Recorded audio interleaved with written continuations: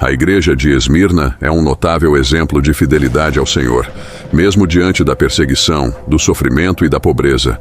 Eles permaneceram firmes, e é essa resiliência que exploraremos hoje, analisando como resistiram à pressão para abandonar a fé que lhes foi confiada.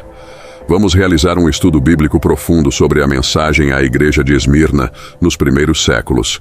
Prepare-se para mergulhar nesse tema apaixonante. Não se esqueça de se inscrever em nosso canal e ativar as notificações para não perder nenhum de nossos vídeos. Agora, vamos viajar no tempo e no espaço. Esmirna, conhecida em turco como Izmir, é uma metrópole fascinante da Turquia, situada na extremidade oeste da Anatólia.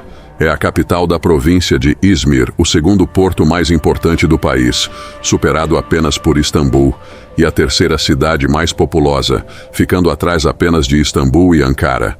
Além disso, é a segunda cidade mais populosa do Mar Egeu, perdendo apenas para Atenas. Na Antiguidade Clássica, era conhecida como Esmirna, um nome que persistiu até 1930, quando a lei do serviço postal turco, Hizmet Kanunu, oficializou o nome turco Izmir. No entanto, em várias línguas, como o grego, italiano e espanhol, o nome histórico ainda ressoa. Esmirna, localizada a cerca de 56 quilômetros ao norte de Éfeso, tem um significado especial em grego, onde Esmirna significa mirra.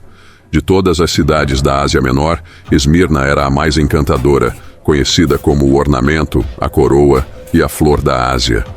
Uma cidade que a Ásia adicionou ao seu encanto, acariciada por uma brisa constante do vento oeste, como observado por Aristides, que percorria todas as suas ruas, trazendo vida e movimento à cidade.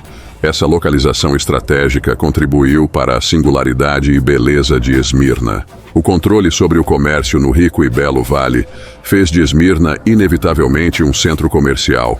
A cidade se aninhava no final de um longo braço de mar, culminando em um pequeno porto abraçado pela terra e pulsando no coração da cidade. Este porto era notavelmente seguro, o mais conveniente de todos, com a vantagem adicional de poder ser fechado com uma corrente de um lado a outro da entrada em tempos de guerra. Dentre as 7 igrejas mencionadas no Apocalipse 2 e 3, Esmirna é a única que ainda existe hoje, conhecida como Izmir, na Turquia. Sua história vai além da beleza natural, destacando-se como uma das poucas cidades planejadas com intenção e propósito no mundo antigo. Fundada como uma colônia grega por volta de 1000 a.C., Esmirna enfrentou um destino sombrio em 600 a.C., quando os lídios atacaram pelo leste e a destruíram, reduzindo-a a uma série de aldeias por quase 400 anos. Foi apenas sob a visão de Lisímaco que Esmirna renasceu das cinzas, reconstruída com ruas largas e retas, uma maravilha da urbanização antiga.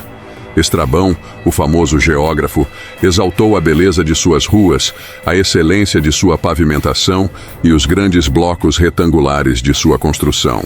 A mais famosa de suas ruas, a Rua do Ouro em Esmirna, era mais do que uma simples via urbana.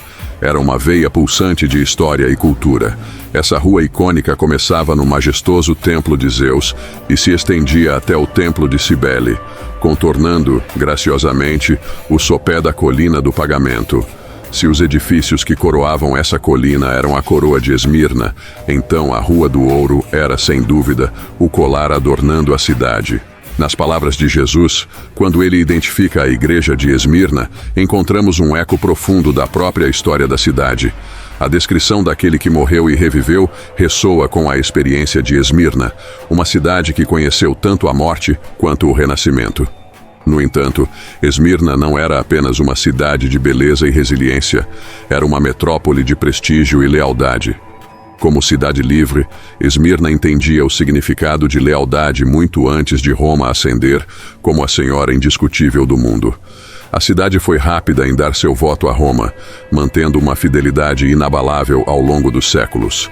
Cícero, o grande orador romano, referiu-se a Esmirna como um dos nossos aliados mais antigos e fiéis. Essa devoção era tão profunda que Esmirna se tornou a primeira cidade do mundo a erguer um templo em honra a Deus e a Roma. Em 26 d.C., quando as cidades da Ásia Menor competiam pelo privilégio de construir um templo em homenagem ao imperador Tibério, Esmirna reafirmou sua lealdade. Nesse cenário de disputa pela honra de construir um templo em homenagem à divindade de Tibério, Esmirna emergiu vitoriosa, destacando-se até mesmo acima de Éfeso. Essa escolha simbolizava não apenas a grandeza comercial de Esmirna, mas também sua eminência política e religiosa. Além disso, a cidade era um centro onde a cultura florescia ricamente. Esmirna abrigava um estádio famoso por seus jogos atléticos anuais, uma grandiosa biblioteca pública, um odeon como lar da música e um dos maiores teatros da Ásia Menor.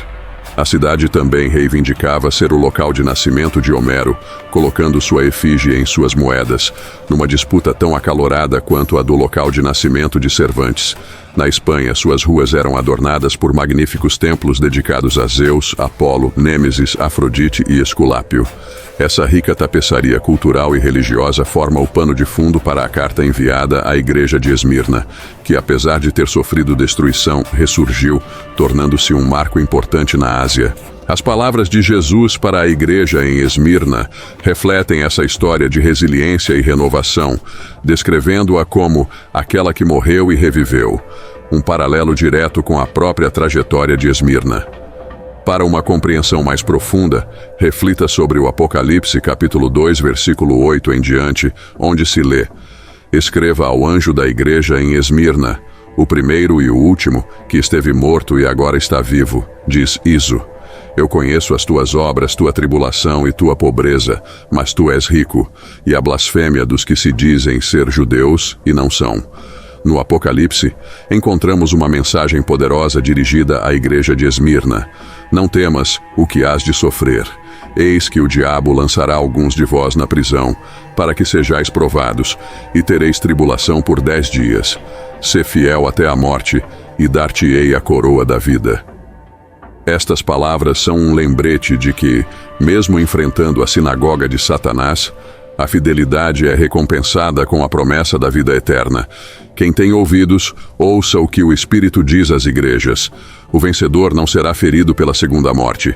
O remetente dessa carta é o próprio Senhor Jesus Cristo, que se apresenta como o primeiro e o último, aquele que esteve morto e agora vive.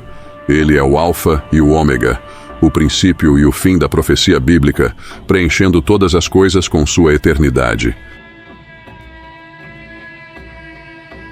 Senhor Todo-Poderoso, nos reunimos em Tua presença para buscar Tua proteção e força, assim como guiaste a igreja de Esmirna através de tempos de tribulação. Pedimos que Tu nos protejas em nossas lutas diárias, que possamos encontrar conforto e coragem em Tua palavra, e ser fortalecidos pela fé inabalável que demonstraste através dos santos e mártires como Policarpo. Senhor, guarda-nos sob Tuas asas poderosas, protege-nos de todo mal e conduz-nos pelo caminho da retidão. Mesmo diante das adversidades deste mundo, que possamos permanecer firmes na fé, sabendo que a verdadeira recompensa está em Tua promessa de vida eterna. Ajuda-nos, Senhor, a sermos fiéis até o fim, como corredores incansáveis na corrida da fé, buscando não os prazeres passageiros deste mundo, mas a coroa incorruptível que nos reservaste. Que em todos os momentos de nossa jornada possamos lembrar-nos do sacrifício de Cristo, que suportou a coroa de espinhos para nos oferecer a coroa da vida. Conceda-nos, Senhor, a sabedoria para enfrentar cada desafio e a graça para superar cada obstáculo. Que Tua presença seja nosso constante guia e Tua palavra a luz que ilumina nosso caminho. Estamos chegando ao final deste vídeo. Obrigado, meus queridos irmãos, por fazerem parte do nosso canal. Agradecemos muito o apoio e a companhia. Sem mais delongas, agora me despeço até o próximo vídeo. Amém.